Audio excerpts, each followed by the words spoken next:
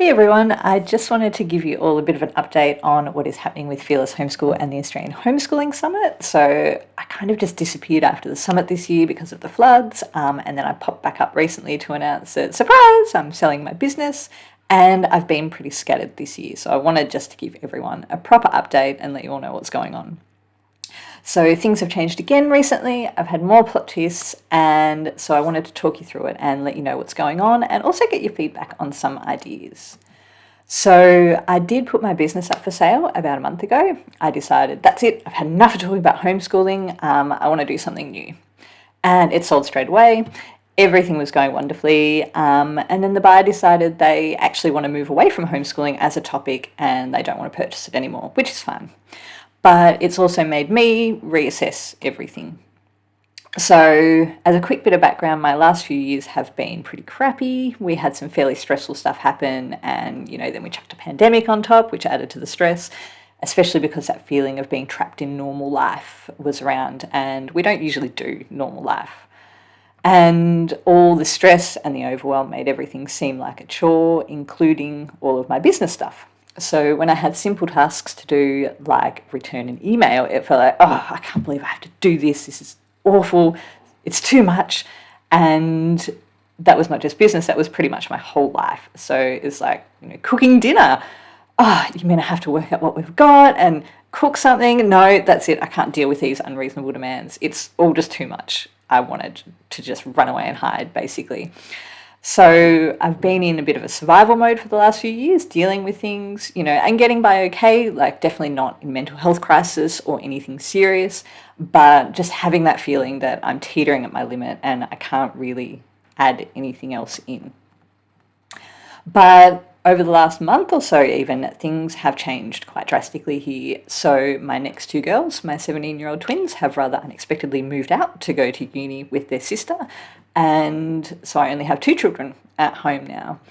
So, don't get me wrong, like, I really miss my girls, and the selfish part of me wishes that they just didn't go, while the not selfish part of me is really happy that they're off on this new adventure. So, I'm trying to focus on the second one. But just having two less people in the house to think about has reduced my mental load.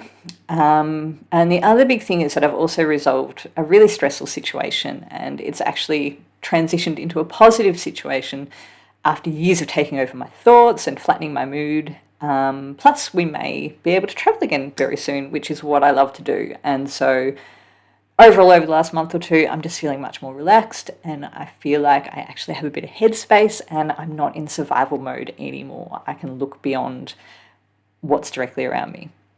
So, to finally get to the point, now I'm coming out of my fog, I'm thinking, oh, well, maybe I don't need to sell Fearless Homeschool. Maybe I just need to shake things up a bit, because I really love novelty and doing new things, and I haven't actually been doing that. I've been running the same old courses and the same old summits for years because I was in survival mode. And so maybe I just need to come up with something new and exciting, and that will reignite my interest in doing it all.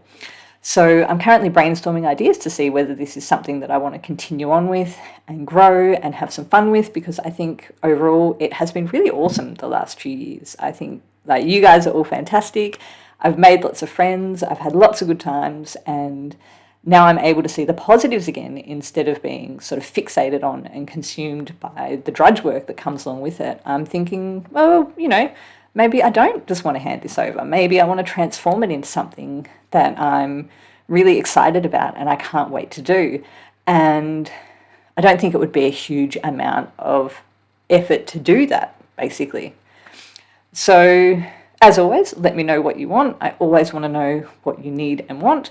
So tell me in the comments, and you never know, you might come up with the wonderful idea that gets me going, yes, that's it. So I thought I'd share my ideas so far. So one of them is a mastermind style membership, or something for us parents to support us to actually do the stuff we want to do. So not get lost in parenting and homeschooling. So that would be a community where we support each other, maybe want to start businesses or study or just have some bloody time to be ourselves, So less about the actual homeschooling nitty gritty.